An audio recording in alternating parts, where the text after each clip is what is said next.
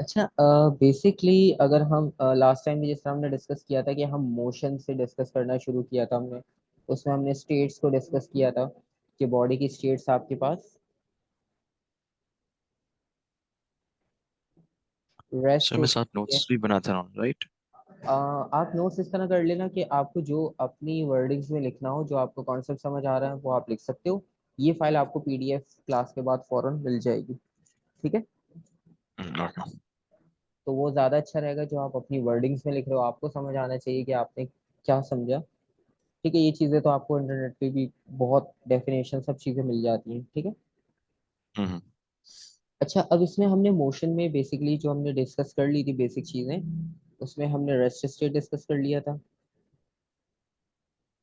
जी। हमने motion discuss कर लिया था। ठीक है, डेफिनेशन वाली स्लाइड्स भी मैं शेयर कर दूंगा लास्ट टाइम वाली। अब इसमें जो मेन कंसर्न है ना हमारा, वो हमने स्टार्ट करना है इसको डिस्टेंस और डिस्प्लेसमेंट के साथ।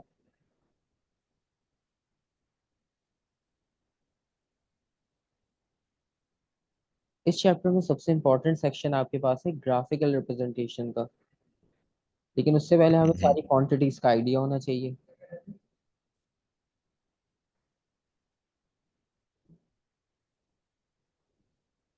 अच्छा, डिस्टेंस और डिस्प्लेसमेंट की अगर हम बात करें तो दोनों में क्या डिफरेंस है। अगर लेट सपोज हम पॉइंट्स मार्क करते हैं।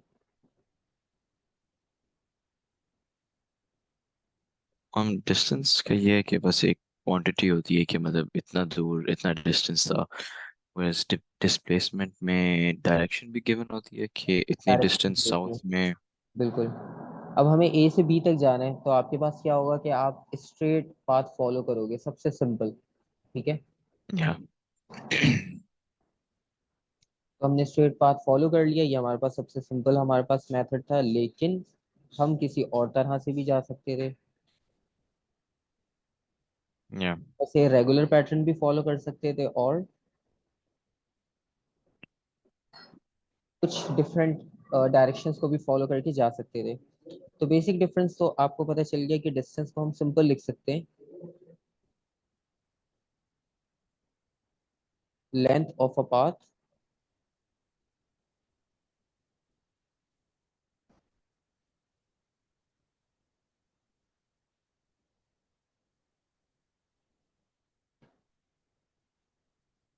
Between two points. और डिस्प्लेसमेंट के लिए आप सिंपल लिखते हो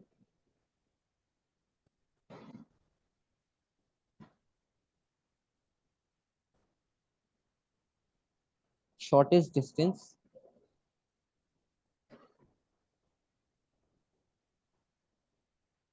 टू पार्ट्स।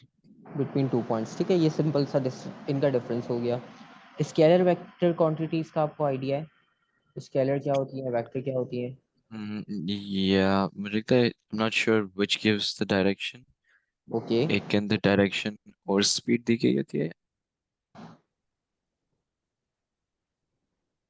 कुछ इस तरह है। अगर हम by the way what do you mean displacement के अंदर shortest distance between two points? Shortest, देखो आपने डिस्टेंस को डिफाइन किया लेंथ ऑफ अ पाथ, मतलब दो पॉइंट्स के या बीच की लेंथ होगी वो डिस्टेंस है। लेकिन उनमें से जो जी।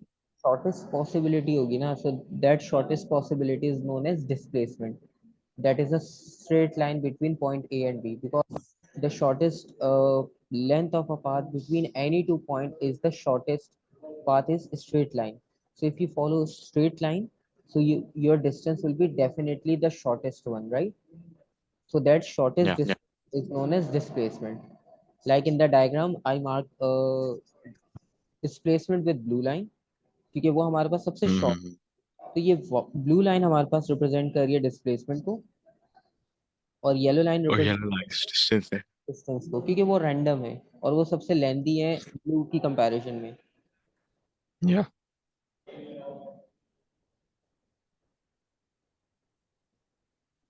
अच्छा, स्केलर क्वांटिटीज की बात करें तो वो सारी क्वांटिटीज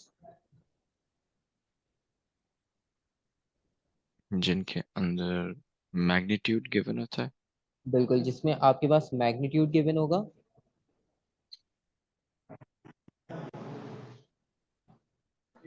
और एक कंपलसरी चीज हमारे पास कि ऐसा यूनिट तो लिखना ही है हर क्वांटिटी का, ठीक है। Yeah. Magnitude and ऐसा यूनिट, ठीक है, ये तो कंपलसरी SI है। unit. और Yeah. दूसरा ये कि वेक्टर को कंपेयर करें।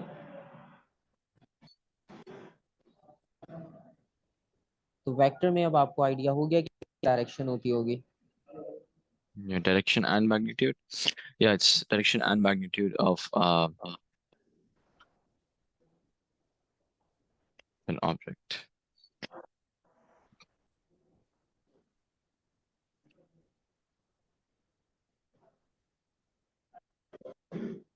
ठीक है, तो ये आपके पास हो Yeah. गया स्केलर और वेक्टर का कॉन्सेप्ट। अब इसमें हम बाकी चीजें अगर डिस्कस करें तो बाकी ये है कि अब हमारे पास डिस्टेंस और डिस्प्लेसमेंट्स में से कौन सा स्केलर है कौन सा वेक्टर है। Distance scalar. Displacement is vector hmm. and distance is scalar. ठीक है।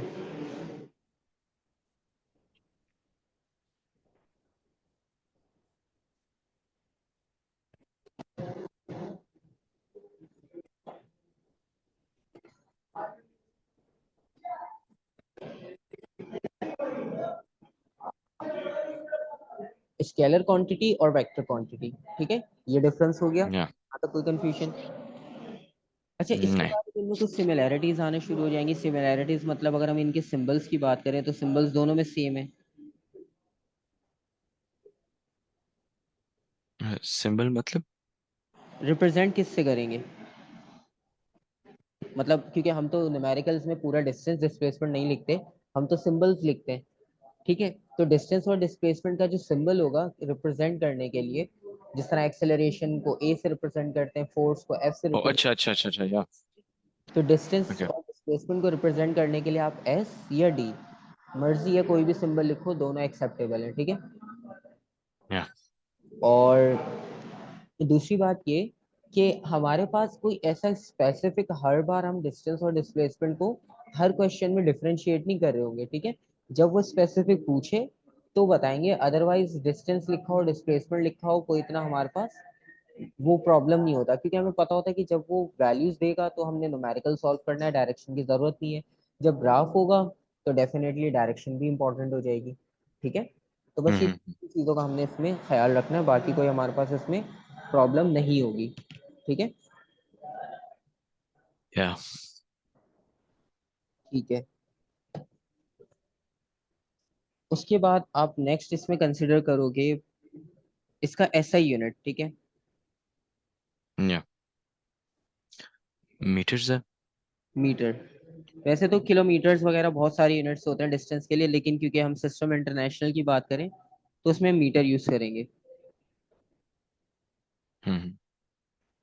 And also, is it necessary for us to know कि ये meters इतने kilometers है, kilometers इतने centimeters है?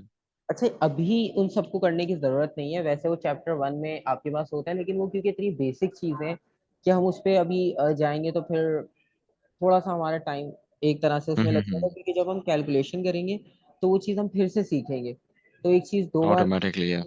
हाँ, तो वो जब आप न्यूमेरिकल्स करोगे हर टॉपिक के साथ तो वो चीज़ें वैसे ही ऑटोमेटिक प्रैक्टिस हो जाएंगी, तो इसलिए मैं उसको अलग से करवाता नहीं हूँ, ठीक है। क्योंकि आप Mm-hmm. एक दो चैप्टर कवर करोगे ना तो फिर आपको ऑटोमेटिक क्वांटिटीज मिलना शुरू हो जाएगी।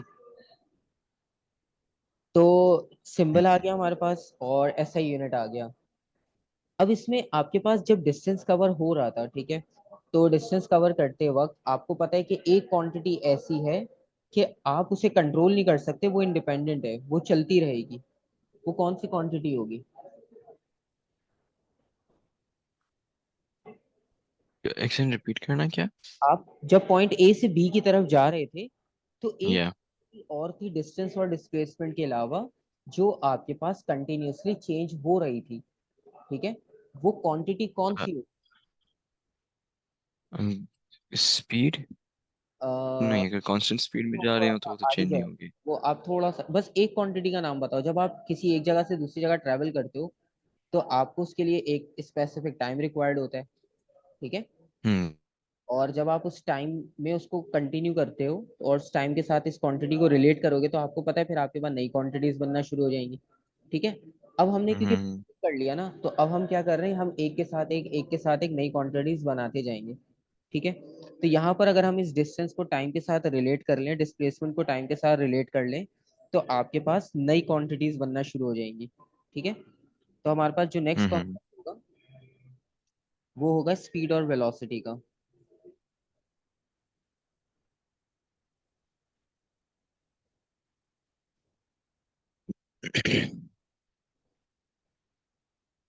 अब स्पीड और वेलोसिटी में आपके पास कॉन्सेप्ट बेसिक उसी तरह से लेकर आएंगे हम। स्पीड के लिए हम लिखते हैं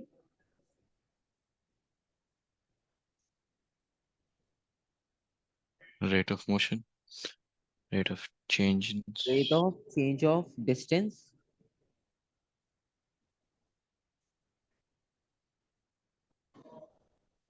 अच्छा, अब ये जो वर्ड रेट लिखा है ना, रेट वर्ड का आपको आइडिया तो होगा, शायद लास्ट टाइम भी हमने डिस्कस किया था कि हम क्वांटिटी को टाइम से डिवाइड कर रहे हैं। ठीक है, डिस्कस। हम्म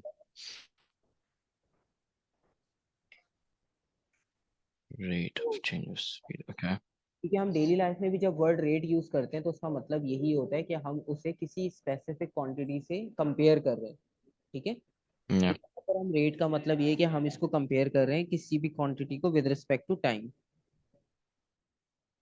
तो हमें हम्म टाइम को अलग से लिखने की जरूरत नहीं है, हम सिंपल उसको वर्ड रेट में यूज कर लेंगे।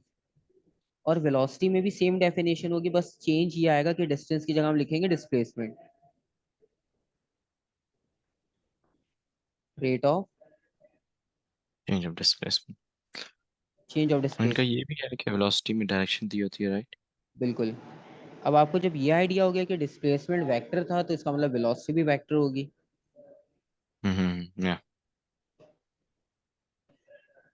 तो एक आपके पास डिफरेंस आ जाएगा, स्केलर वेक्टर तो हम हर जगह आइडेंटिफाई करेंगे, हर क्वांटिटी को स्केलर वेक्टर में आइडेंटिफाई करेंगे।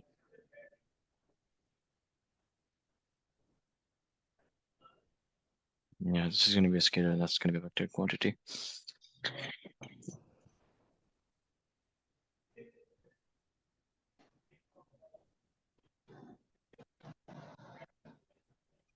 अब स्केलर वेक्टर हमने डिस्कस कर लिया, उसके बाद हमें पता है हमें सिंबल पे जाना है, सिंबल के बाद अगर फॉर्मूला है तो फॉर्मूला डिस्कस करना है, फिर ऐसा यूनिट। ठीक है, या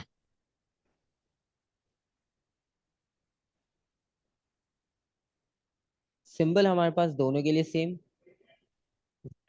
चाहे स्पीड लिखें चाहे वेलोसिटी, दोनों का सिंबल सेम होगा। इसी तरह दोनों के लिए फॉर्मूला भी सेम होगा। या I think DOT, distance over time. Distance over time. या ओवर टी भी चाहो तो लिख सकते हो, अगर डी नहीं लिख रहे, चॉइस आपकी, ये फॉर्मूला हो जाएगा इसका। और फाइनली इसका एसआई यूनिट आपने लिखना है।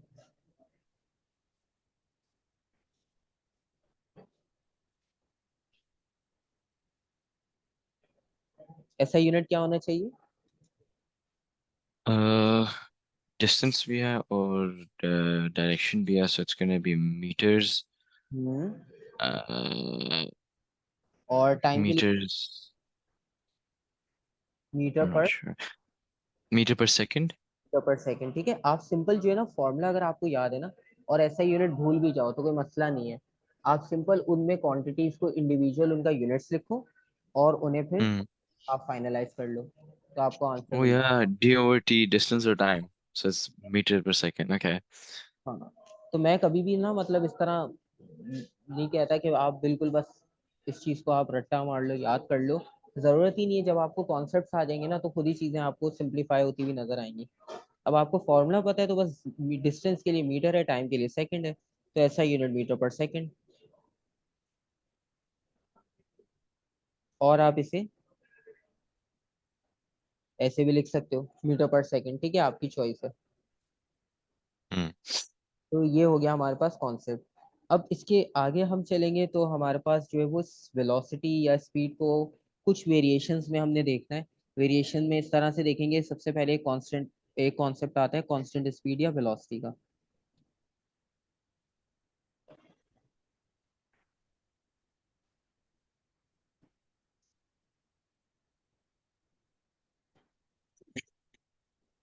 अच्छा, कांस्टेंट स्पीड कह लो, कांस्टेंट वेलोसिटी कह लो, या यूनिफॉर्म स्पीड कह लो, यूनिफॉर्म वेलोसिटी कह लो, आप मल्टीपल आपके पास यहाँ पे टर्म्स होंगी। लेकिन मीनिंग सबका सेम है, ठीक है। या तो इसमें कंफ्यूज नहीं होना हमने। हम कांस्टेंट स्पीड की बात करें चाहे यूनिफॉर्म स्पीड की बात करें या वेलोसिटी की, मीनिंग आपके पास सेम रहेगा। तो कांस्टेंट स्पीड का मतलब ये है कि अगर हमारे पास लेट सपोज हम इसकी पहले डेफिनेशन लिखे फिर उसको कंपेयर करेंगे एग्जांपल के साथ।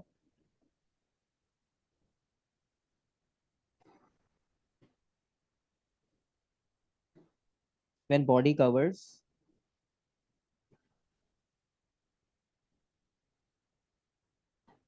इक्वल डिस्टेंस,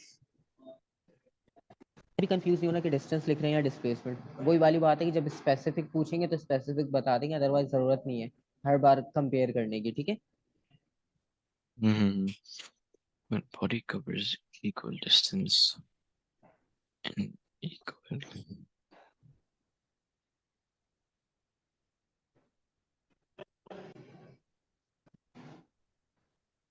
अच्छा, इसमें आपके पास ये डेफिनेशन भी कांस्टेंट स्पीड की पूछी नहीं जाती, लेकिन क्योंकि हमें थोड़ा एक रेफरेंस होना चाहिए कि हम इसमें चेक क्या करेंगे, क्योंकि मोस्टली वो ग्राफ के रेफरेंस से आपसे पूछते हैं। तो ग्राफ इंपॉर्टेंट होगा लेकिन वैल्यूज इतनी ज़्यादा इंपॉर्टेंट नहीं होगी आपके, मतलब डेफिनेशन इतनी ज़्यादा इस लेवल पर नहीं पूछी जाती, ए लेवल्स में कंपलसरी हो जाती है डेफिनेशन लिखना। तो इसलिए हम डेफिनेशंस लिखेंगे सारी, लेकिन जो बहुत ज़्यादा इंपॉर्टेंट होगी जो आती है तो वो भी मैं आपको साथ साथ गाइड कर दूंगा कि किस डेफिनेशन को कंपलसरी याद करना ही है, वो आती ही है आपके पास। हम्म अच्छा, इसको अगर हम सिंपलीफाई कर लें, मतलब अगर हम एक सिंपल सी टाइमलाइन बनाएं और इस टाइमलाइन में हम कुछ वैल्यूज को आइडेंटिफाई कर लें, लेट सपोज अगर हम यहाँ पे एक टाइमलाइन कंसीडर करते हैं सिंपल सी। ये जो हमने स्टेटमेंट लिखी है इसको आप जस्टिफाई कैसे करोगे, इसको आप कुछ इंटरवल्स में ब्रेक कर लो। in equal intervals of time मतलब intervals of time अब इसका मतलब ये कि एक तो हमारे पास टाइम होती है इंडिपेंडेंट क्वांटिटी, ठीक है, मतलब टाइम को हम या कर सकते। तो इंटरवल का मतलब ये, सपोज हमने कुछ इंटरवल्स बनाए इस तरह से कि लेट सपोज इनिशियली आपने मीटर्स कवर किए 2 सेकेंड्स में, ठीक है। अब आप ये कर रहे हो कि जी क्योंकि हम टाइम को कंट्रोल तो नहीं कर सकते, तो हम स्टॉप वॉच लेकर चेक कर रहे हैं कि 2 2 सेकेंड्स के डिफरेंस के बाद हम कितना डिस्टेंस कवर कर रहे हैं, ठीक है। मतलब आपने हर 2 सेकंड के बाद जो है वो डिस्टेंस मेजर कर लिया कि कितना आपने डिस्टेंस कवर किया या था। तो लेट सपोज हमारा जो नेक्स्ट था, 20 meters हम 20 पे पहुंचे,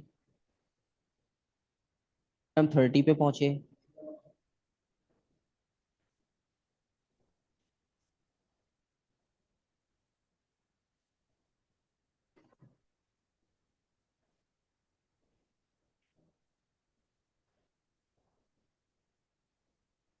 और लास्ट में यहाँ पर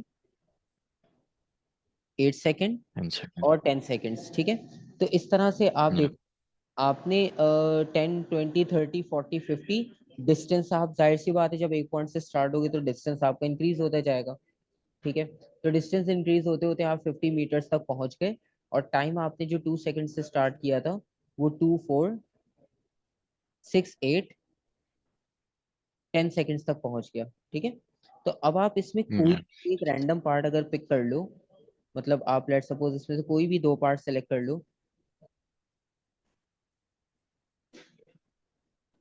मतलब हम ये कंसिडर कर लें,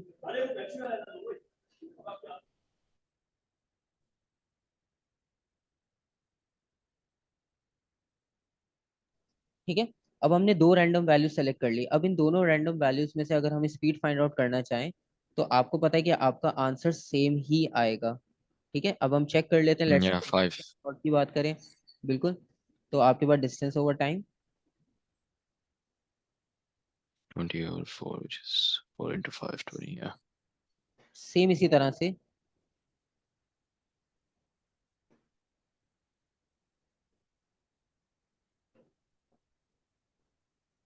तो दोनों कंडीशंस में आंसर। 5 है so basically it's moving in the same speed तो अब इसमें इंटरवल्स आपको पता चल गया कि टाइम का स्लॉट हमने इक्वल रखा, तो इक्वल इंटरवल ऑफ टाइम। इस तरह mm-hmm. आपने रेसिंग में देखा होगा, रेसिंग जब आपके पास कार रेसिंग हो या बाइक रेसिंग हो, तो उसमें भी क्या करते हैं, लैब्स बनाए जाते हैं। वो लैब्स आपके पास बेसिकली एक डिस्टेंस को आपने फिक्स कर दिया, मतलब आपने स्टार्टिंग पॉइंट से इतने फिनिशिंग टाइम। कितने टाइम में वो लैब कवर किया, ठीक है। तो वहां पर भी हम जो है वो स्टॉप वॉच से यूज कर रहे होते हैं टाइम को नोट करने के लिए, क्योंकि डिस्टेंस फिक्स कर दिया। डिस्टेंस किसी के लिए चेंज नहीं हो रहा, डिस्टेंस सबके लिए फिक्स हो गया। चेंज क्या हो रहा है, सिर्फ आपका टाइम, टाइम। आप कितना फास्ट या कितना स्लो जा रहे हो वहां पर, ठीक है। हम्म। कॉन्सेप्ट होता है कांस्टेंट स्पीड का। अगर हम इसको ही थोड़ा सा चेंज कर लें, मतलब हम इसको चेंज इस तरह से कर लें कि इसमें अब हम वेरिएशन ले आते हैं, ठीक है।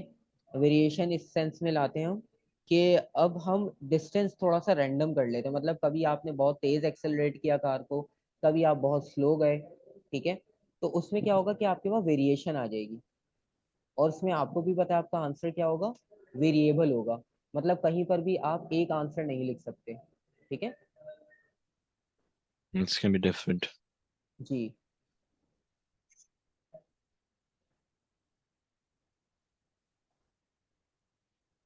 तो बेसिकली हम इसमें लिखेंगे नेक्स्ट पार्ट को। अब देखो एक एक करके कॉन्सेप्ट कनेक्ट होते जाएंगे, ठीक है। या वेरिएशन।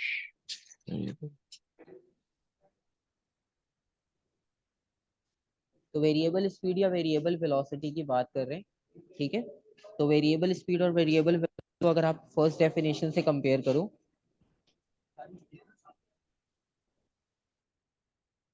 आपने लिखा था कि when body covers equal distance in equal interval of time. तो नेक्स्ट में हम क्या करेंगे कि टाइम इंटरवल तो इक्वल लेंगे, क्योंकि टाइम इंडिपेंडेंट है, उसको हम कंट्रोल नहीं कर सकते। हाँ, लेकिन डिस्टेंस जो है वो आपके पास चेंज हो सकता है, कंट्रोलेबल है या। वो कंट्रोलेबल है।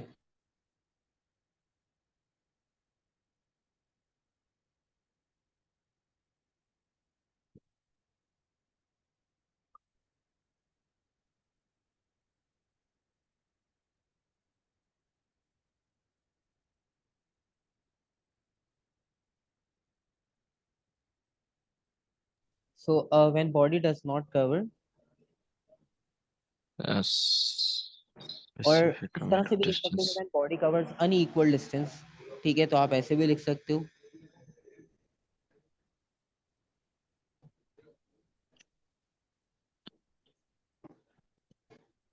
In equal interval of time.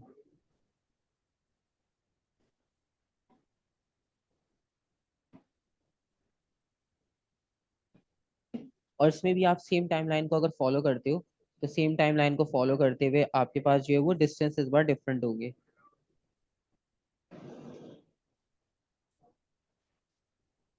Basically, constant speed is where a body is moving at the same speed yes, it for a mean period of time.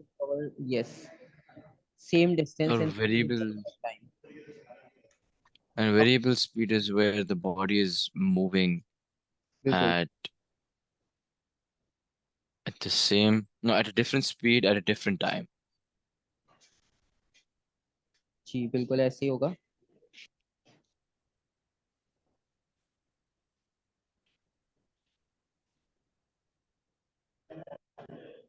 अब लेट्स सपोज हमने इस तरह से जो है वो डिस्टेंस कवर किया, टाइम को हम सेम रखेंगे।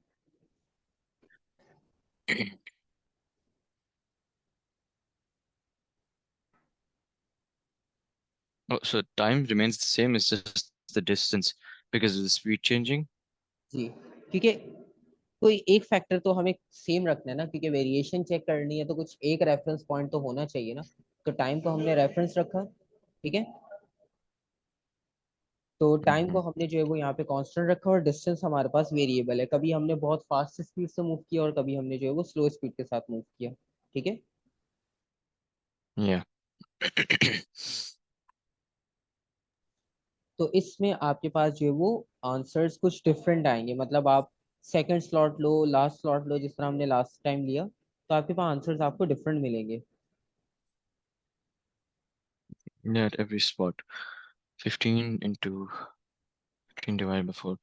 Yeah, 3.75 और लास्ट वाला जो है वो 3 है। सो 3.75।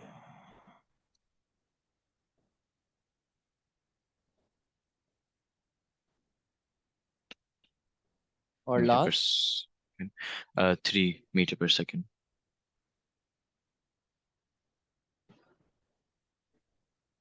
ठीक है। तो आप देखो वेरिएशन की वजह से आपकी स्पीड जो है वो वेरिएबल है, तो आप सिंपली यहाँ पर लिखोगे कि स्पीड आपके पास वेरिएबल है। ठीक है। या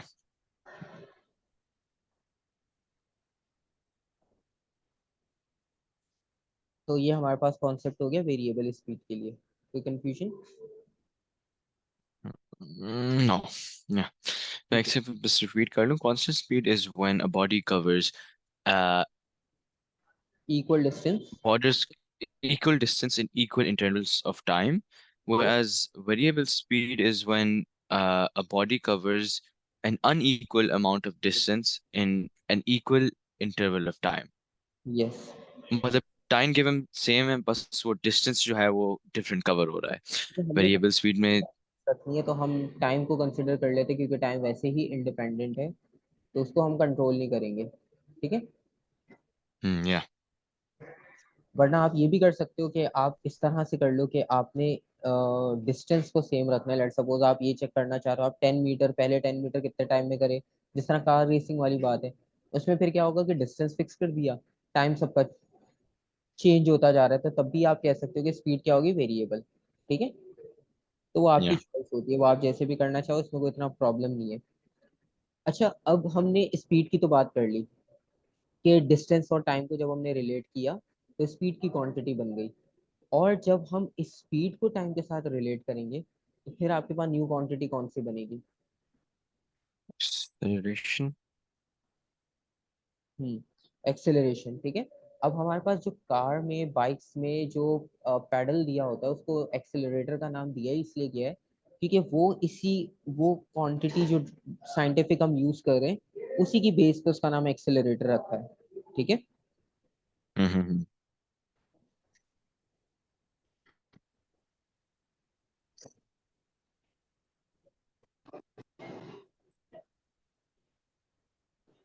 आंसर के इसकी So डेफिनेशन क्या सकते हैं?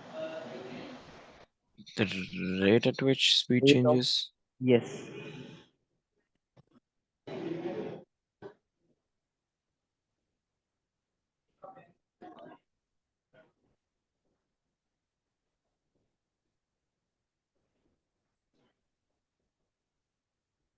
Rate of change of. Acceleration is always with velocity.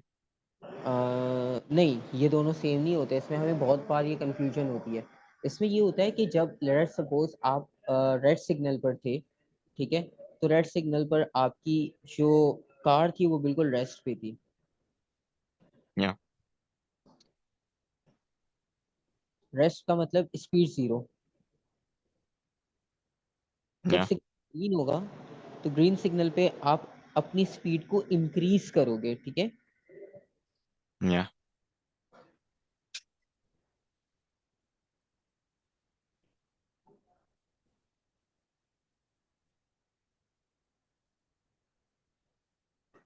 हम एक नॉर्मल कंडीशन की बात करें तो ग्रीन सिग्नल से आपने स्पीड को इंक्रीज किया और आप बिल्कुल नॉर्मल ड्राइविंग कर रहे हो, मतलब कोई ऐसा कुछ नहीं है हमें जल्दी पहुंचना है या कोई मतलब रेसिंग टाइप का कुछ प्रोसेस है। तो उसमें क्या होगा कि कुछ टाइम बाद आप अपनी स्पीड कांस्टेंट कर लोगे, आप एक जगह पर बस एक्सेलरेटर और स्टीयरिंग रख के जो है वो नॉर्मली मूव करते रहोगे। ठीक है।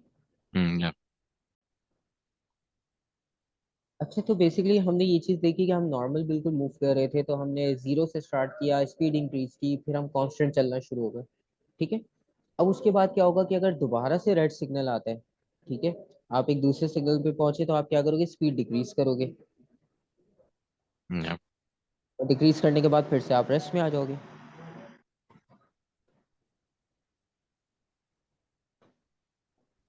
ठीक है। तो पहले आपने Yeah. स्पीड को डिक्रीज किया, फिर आप डिक्रीज करते हुए दोबारा से रेस्ट में आ गए।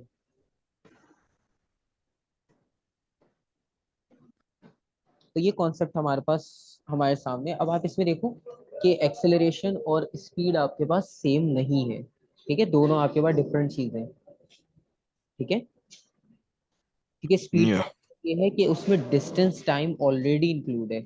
एक्सेलरेशन में आपके पास जो है वो वेलोसिटी और टाइम इंक्लूड है।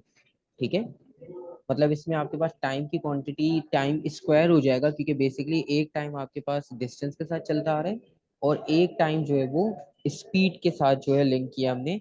तो rate of change of velocity का मतलब ये हुआ कि इसमें हम अपने दो पॉइंट्स कंसिडर करते हैं, एक तो फाइनल, एक इनिशियल। तो इसमें आप देखो कंपैरिजन हो रहा है बेसिकली, कि आप v जो है वो कंसिडर किया फाइनल स्पीड को वेलोसिटी की या वेलोसिटी को, और u को आपने कंसिडर किया इनिशियल। इनिशियल। इस तरह भी हो सकता है ना कि फाइनल वेलोसिटी हमारी इनिशियल से कम हो। वो भी हम डिस्कस करेंगे कि वो आपके पास रेफरेंस किस चीज का है, और t जो है वो आपके पास टाइम की वैल्यू होगी। या तो ये फॉर्मूला हो जाएगा आपके पास एक्सेलरेशन। ठीक है, अब इसमें जिस तरह से हमने पहले देखा कि रेस्ट से स्टार्ट हुए थे तो इंक्रीज कर रहे थे, दोबारा सिग्नल पे आए तो हम डिक्रीज कर रहे हैं। तो एक्सेलरेशन हमारे पास दो तरह से पॉसिबल है। अब वो दो पॉसिबिलिटीज आपके पास, तो आपकी स्पीड इंक्रीज हो रही होगी। सपोज अगर हम बात करें इंक्रीजिंग स्पीड की,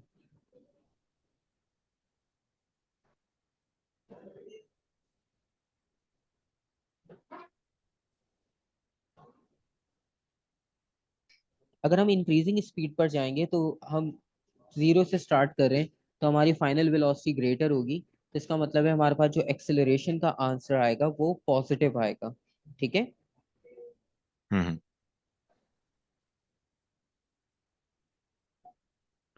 so if it's increasing it's going to be positive acceleration and decreasing is going to be a negative acceleration. Ji. Oh, acha, acceleration can be decreasing of speed as well. Yes, it is simply a decreasing of speed because change rate of change of speed is simply known as acceleration. So when it is decreasing, so definitely your speed is also changing over there. Yeah. और दूसरा concept इसमें हम decreasing speed के साथ discuss करते हैं।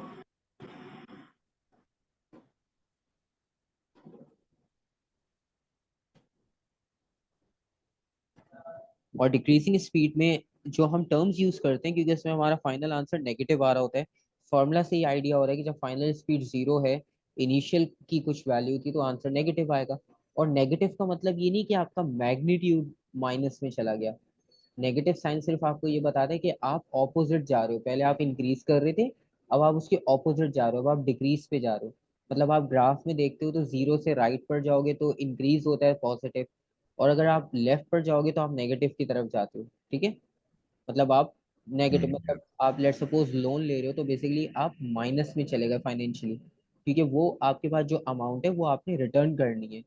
ठीक है, आपके अपने एक्सपेंसेस ऑलरेडी थे और आपने लोन भी ले लिया, तो आप चले गए अपनी नेगेटिव में। Definitely. तो Yeah. फिर जब तक आप उसे कवर नहीं करोगे आप नेगेटिव चलते रहोगे। तो उस सेंस में हम माइनस लिखते हैं, लेकिन मैग्नीट्यूड हमारी, हमें पता है कि वो जब नंबर लिखा है तो नंबर नेगेटिव उस तरह से नहीं होता क्वांटिटी वाइज। तो डिक्रीजिंग स्पीड के लिए हमारे पास दो टर्म्स यूज होंगी, या तो हम उसे रिटार्डेशन लिख सकते हैं,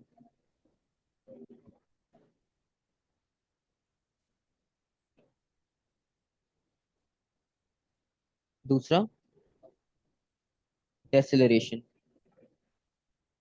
Acceleration. Deceleration या deceleration? प्रोनाउंस अपनी मर्जी से कर सकते हैं, कोई मसला नहीं है, दोनों प्रोनाउंसिएशन चलती हैं। ठीक है, तो डी एक्सेलरेशन, लेकिन स्पेलिंग में हम ऐसे ही करते हैं, तो इसमें कोई इशू नहीं है। ठीक है, Okay. तो डेक्सेलरेशन हो या डी एक्सेलरेशन, कॉन्सेप्ट हमें बस पता होना चाहिए, तो इसका कोई इतना इशू नहीं है। तो यहाँ तक कॉन्सेप्ट क्लियर हो गया, कोई कंफ्यूजन?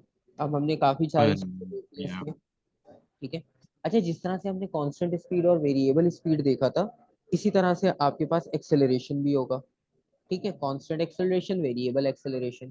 कांस्टेंट एक्सेलरेशन में हम क्या लिखेंगे, यहाँ पर जो डेफिनेशन थी कांस्टेंट स्पीड की, इस कांस्टेंट स्पीड की डेफिनेशन को कॉपी पेस्ट करोगे आप एक्सेलरेशन के लिए, और उसमें आप लिखोगे कि when the change of speed of a body is equal in equal interval of time.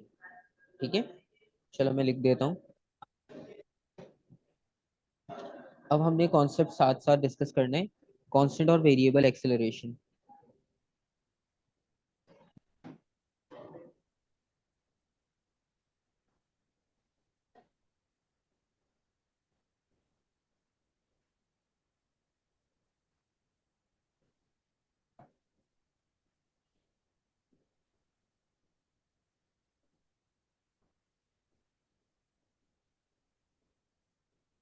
constant acceleration when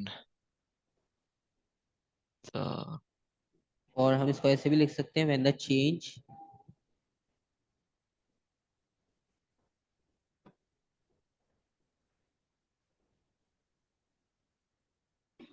in speed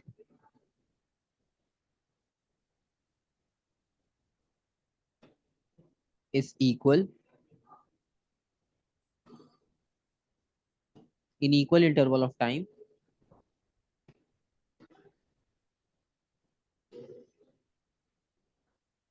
how would you explain this in your own words कि भाई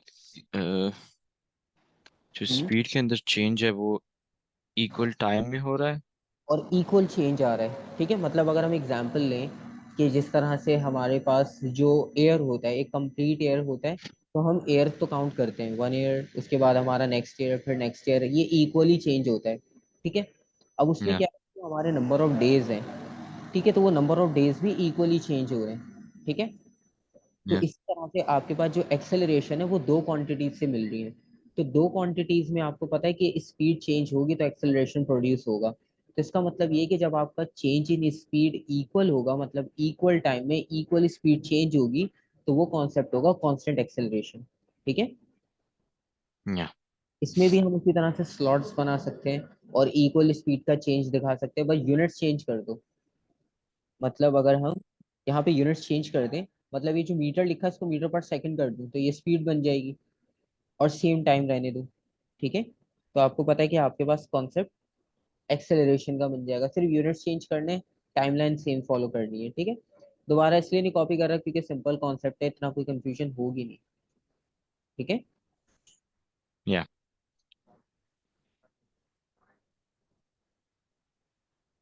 ठीक है, तो वो कर लो जी कॉपी। जी। ठीक है, बस इन्हीं को कॉपी पेस्ट करके बस मीटर पर सेकंड कर लोगे आप, आपके पास कांस्टेंट की भी डेफिनेशन आ जाएगी और वेरिएबल की डेफिनेशन हम देंगे।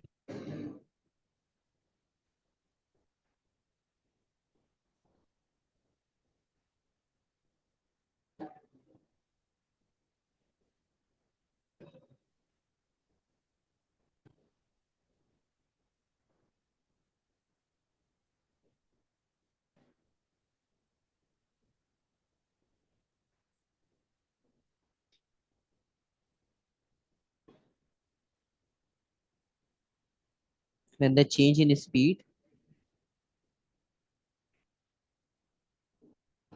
of a body is not equal,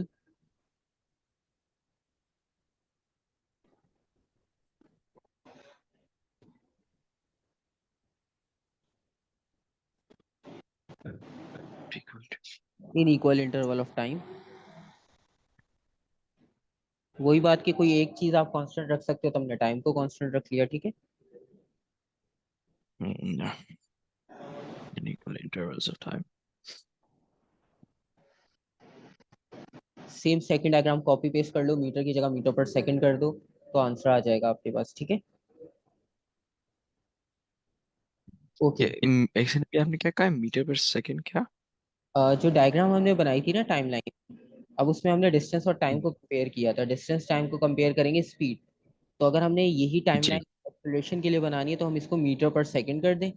ठीक है, मतलब लेट सपोज अगर मैं यहाँ पर मीटर पर सेकंड कर दूं, तो ये स्पीड ओवर टाइम हो जाएगा, तो ये हमें क्या दिखाएगा, एक्सेलरेशन।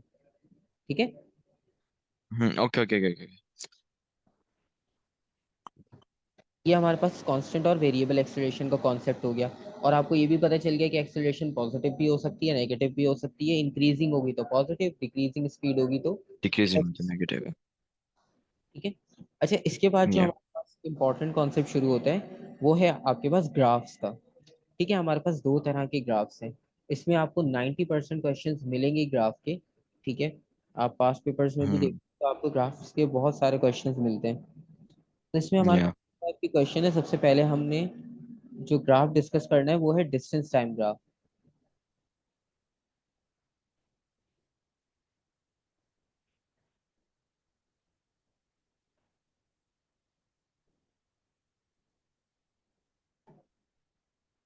अच्छा, डिस्टेंस टाइम ग्राफ में बेसिकली आपने करना ये है कि दो क्वांटिटीज हैं, एक डिस्टेंस है और एक टाइम है।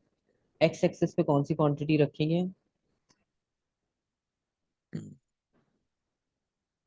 टाइम। टाइम। रीजन?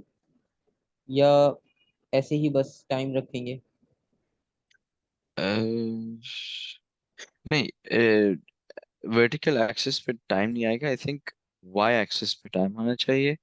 हम्म। और अच्छा देखो, अभी आपने एक चीज डिफाइन की थी, टाइम इंडिपेंडेंट है, ठीक है। या तो मैथमेटिकल एक रूल हम यूज करते हैं हमेशा कि एक्स एक्सिस पे जो है वो हमेशा इंडिपेंडेंट क्वांटिटी आती है।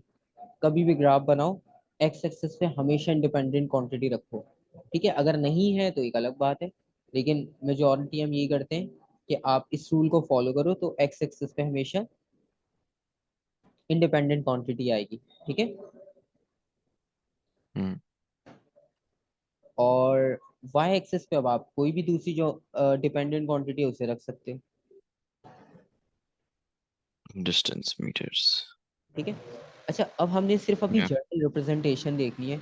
अभी हम वैल्यूज मार्क नहीं कर रहे, अभी हम क्वेश्चन सॉल्व नहीं कर रहे, अभी हम सिर्फ जर्नल रिप्रेजेंटेशन देख रहे हैं, क्योंकि जर्नल रिप्रेजेंटेशंस भी बहुत आती हैं एमसीक्यूज में। अगर सबसे पहले आपसे कहा जाए कि आपने ग्राफ ड्रॉ करना है बॉडी एट रेस्ट के लिए,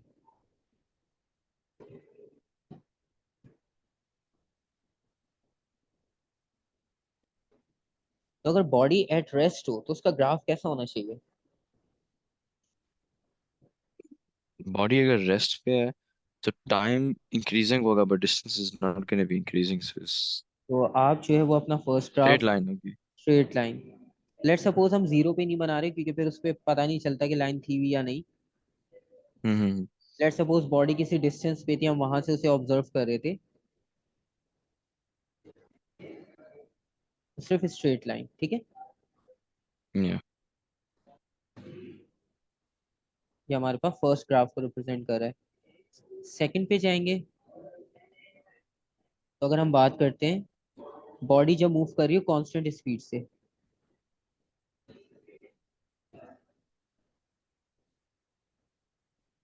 is it gonna be sloping up.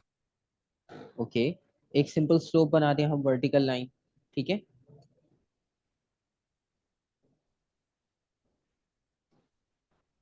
या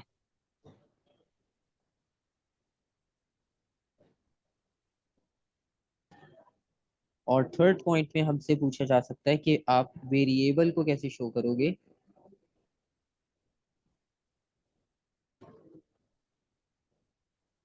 वेरिएबल इट्स देखिए कांस्टेंट स्पीड का, या नाउ आई अंडरस्टैंड, देखिए वो it's the equal time. Body is covering या इक्वल टाइम में इक्वल डिस्टेंस कर रहा है। वेरिएबल स्पीड का ये होना चाहिए कि टाइम इक्वल होगा पर उसका डिस्टेंस जो है वो वेरी करेगा। तो उसमें क्या होगा, पॉइंट्स आगे पीछे बनेंगे, जब ज्वाइन करेंगे तो कुछ कर्व लाइन बननी होगी, डिपेंड करता है सिचुएशन पे, ठीक है। तो कोई भी एक कर्व आपके पास जो होगा, कर्व लाइन आपको क्या रिप्रेजेंट करेगा कि स्पीड वेरिएबल है। वेरिएबल। ये कर्व का मतलब ही है कि वेरिएशन, ठीक है। या तो लेट सपोज अगर हम एक कर्व बना लेते हैं, तो ये कर्व हमारे पास शो कर रहा है वेरिएबल स्पीड को, ठीक है। या so it doesn't matter which direction किस साइड पे, as long as it's a curving uh, graph it's variable speed. हाँ, जितना ज्यादा कर्व होगा लाइन उतना ज्यादा आपके पास मैक्सिमम चेंज आ रहा होगा, ठीक है। और इसमें अगर मैं इस कर्व Hmm. को ऊपर की डायरेक्शन से बनाता, लेट सपोज,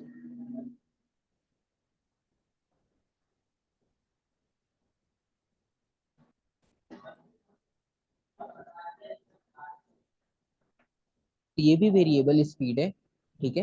लेकिन इस वेरिएबल स्पीड में आपके पास जो है वो पहली वाली से क्या डिफरेंस है? अच्छा, नंबर थ्री को इसके अगर हम देखें, तो नंबर थ्री में आप देखो कि इस टाइम इंटरवल में स्पीड में बहुत कम चेंज आया है, ठीक है। और अगर आप ऊपर वाली वैल्यू को देखो जो ग्राफ नंबर 4 है, उसमें कितना चेंज आया है। इतने से टाइम में इतना ज्यादा डिस्टेंस। या। ठीक है, तो इसका मतलब ये कि जो जी। नंबर 4 है आपके पास, वो आपको ये दिखा रहा है कि आप एक तरह से इंक्रीजिंग स्पीड में गए हो। ठीक है, मतलब आपकी स्पीड इंक्रीज कर रही थी वहाँ हम्म। तेजी से। और जो ब्लू लाइन थी उसमें आप जो है वो थोड़ा सा स्लो गए हो। ठीक है। So can we also say fourth is sort of showing acceleration? बिल्कुल, वो हम लेकिन डिस्कस करेंगे स्पीड टाइम में, क्योंकि अभी इस ग्राफ में सिर्फ दो चीजें हैं। और एक्सेलरेशन जो है वो हम स्पीड के रेफरेंस से बता पाएंगे। ठीक है, डायरेक्ट नहीं बता पाएंगे। Yeah. तो एक तो कॉन्सेप्ट ये हो गया हमारे पास। अब नेक्स्ट अगर हम इसमें कंसिडर करते हैं इसे, अ, हाँ, इसमें एक चीज आपसे और पूछी जाती है कि जो ग्रेडियंट होगा ग्राफ का, वो किस चीज को रिप्रेजेंट करेगा। स्पीड को। स्पीड को। ग्रेडियंट वो है ना, राइस राइस ओवर रन। जी, जो स्लोप बन रहा है लाइंस का, जो एंगल बन रहा है, तो वो हम ग्रेडियंट उसे कहते हैं। तो उससे हम रिप्रेजेंट करेंगे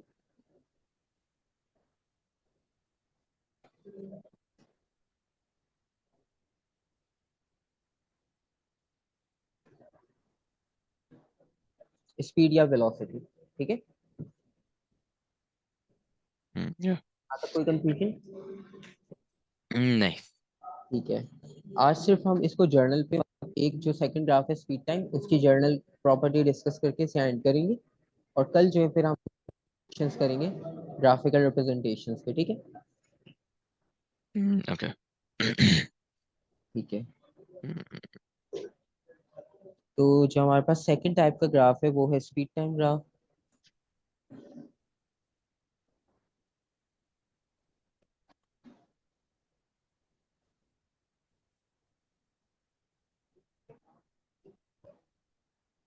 और स्पीड टाइम ग्राफ में अब आपको आइडिया है कि आपके पास जो दो क्वांटिटीज होंगी, वो दो क्वांटिटीज कौन कौन सी होंगी।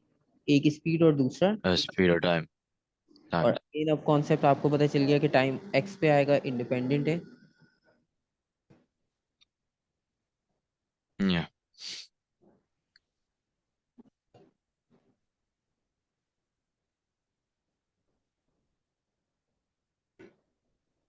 और यहाँ पर हमने टाइम और स्पीड को कंसिडर किया।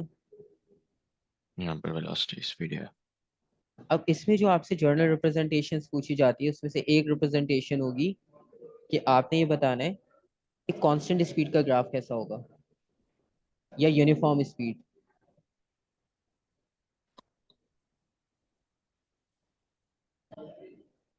अब कांस्टेंट स्पीड का ग्राफ कैसा होगा। Is it again sloping? लेकिन इस बार आप देखो क्वांटिटी वाई एक्सिस पे कुछ और है। पहले डिस्टेंस था, ठीक है, लेकिन इस बार तो खुद से स्पीड ही दी है। तो क्या करेंगे। It's constantly increasing.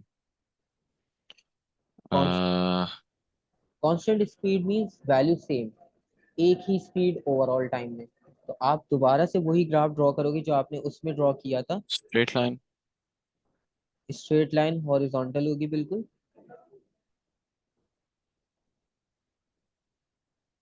ठीक है, असल में हम कंफ्यूज इसलिए हो जाते हैं, हम बोलते हैं तो दोनों ग्राफ सेम हो जाएंगे, लेकिन क्वांटिटीज का डिफरेंस है। यहाँ स्पीड टाइम है, वहाँ डिस्टेंस टाइम है। हाँ, वहां पर डिस्टेंस है और यहाँ पर स्पीड है। ओके बहुत ओके ही ओके। डिफरेंस है। और उसके बाद अगर वो आपसे नेक्स्ट पूछें कि आप यहाँ पे मार्क करो constant acceleration. Constant acceleration is going to be sloping.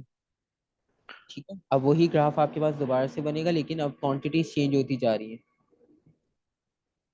Yeah. Equal speed, equal time, equal speed. Uh, अच्छा, ये जो फर्स्ट वाला था ना कांस्टेंट स्पीड, इसके लिए कभी कभी वो आपसे ये भी बोलते हैं एक्सेलरेशन। एक ही सेंस। जी। अगर वो कांस्टेंट स्पीड नहीं पूछ रहा ना, तो वो दूसरे वर्ड्स में पूछता है कि जीरो एक्सेलरेशन कहाँ है। तो आपको आइडिया हो रहा है कि जहाँ स्पीड कांस्टेंट होती है तो एक्सेलरेशन वहाँ प्रोड्यूस हो ही नहीं सकती। Yeah, there's no acceleration. There's no change in the rate of speed. का नेम आपके पास रहता है कभी कभार, अदरवाइज जब सिंपल लिखा हो तो फिर तो समझ आ ही जाती है चीज। थर्ड में Hmm. फिर वेरिएशन होगी।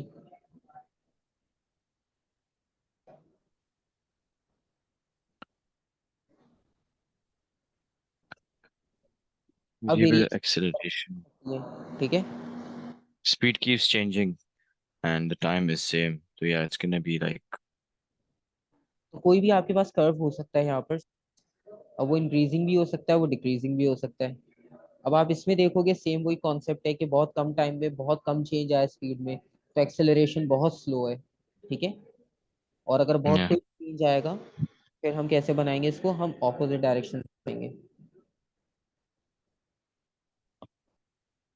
ठीक है।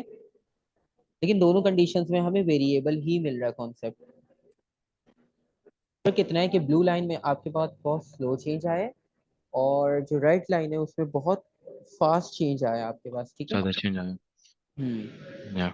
और इसमें अगर आपसे वो पूछेगा कि ग्रेडियंट किस चीज को रिप्रेजेंट कर रहा है, My distance को.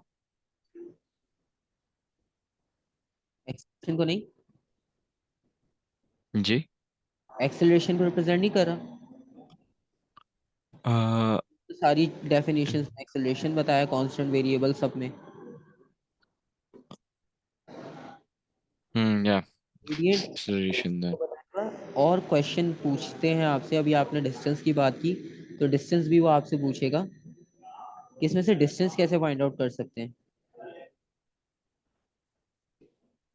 Is it gonna be कि specific कोई time और speed given होगी कि इसका ढूंढने क्या distance है इतना?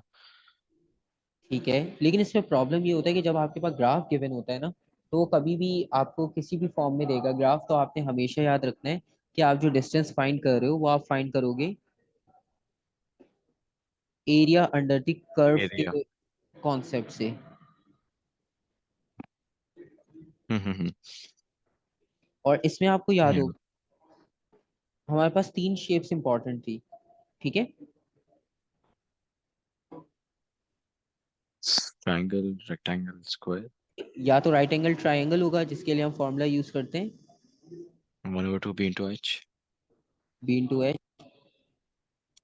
नेक्स्ट आपके पास रेक्टेंगल गिवन हो सकता है।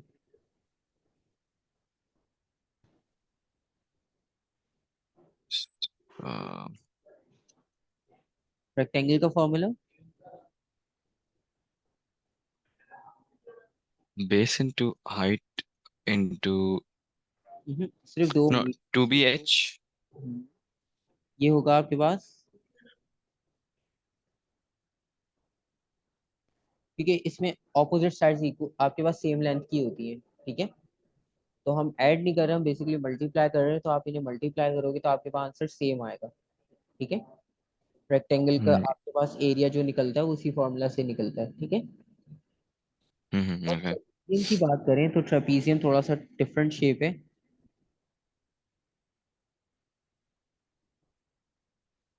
तरह से शेप बनती है, तो उसका फॉर्मूला क्या यूज करते हैं हम। 1/2 into ये हाइट आ गई इसके बाद. या ठीक है। और आपको आइडिया होगा जी. कि ट्रेपीजियम में जब आपके पास लेंथ होगी तो इसमें जो बेस होती है वो लेंथ भी वाली लेंथ होती है, जो मतलब नीचे बनी हुई है लेट सपोज, और शॉर्ट वाली साइड को ए कंसिडर करते हैं, और ये वाली साइड हाइट हो जाएगी। हाइट है. ठीक है। तो ये तीन या शेप होती है। कभी कभार टाइम सेव करने के लिए हम ट्रेपीजियम लगा लेते हैं, क्योंकि ट्राइंगल रेक्टेंगल से मिलके बन रही है।